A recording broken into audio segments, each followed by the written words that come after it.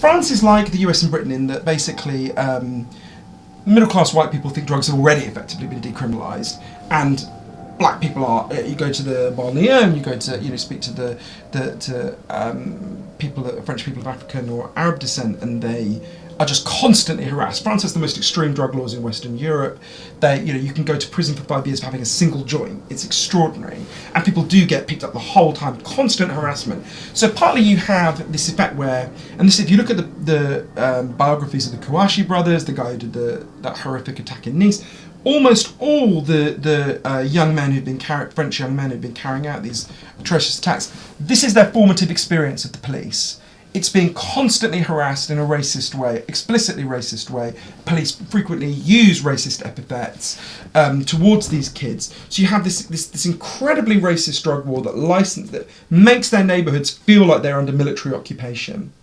And these grotesque and disproportionate punishments. So you partly have that. That's a factor, right? Now, I don't want to overstate it. It's one of many, many factors. But it is a significant factor. Fabrice is very interesting talking about this.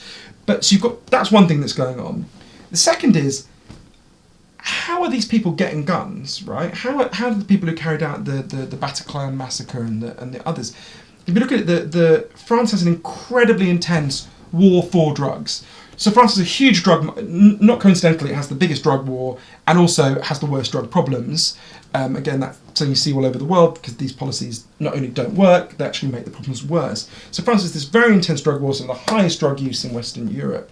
And when you ban drugs, they don't disappear. Obviously, they're transferred from doctors and pharmacists to armed criminal gangs.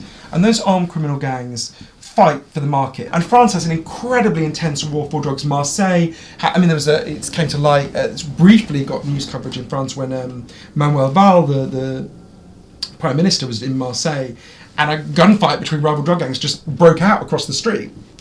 And at the moment, they thought it was a terrorist attack. They're like, no, just typical afternoon in Marseille, Yeah. So you have this huge networks of criminals, which these guys are all connected to through drug dealing, that then also supplies violence. It also means these young men grow up in a climate where violence is not only normalised, but actually necessary to operate in this market.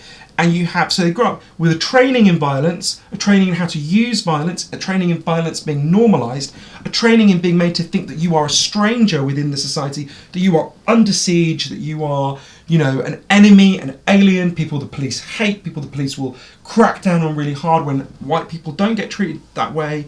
So it just creates a toxic brew that feeds into this wider jihadism. It's not the main cause, it's not... I don't want to be simplistic about it, Sure. but I do think it's a really significant factor.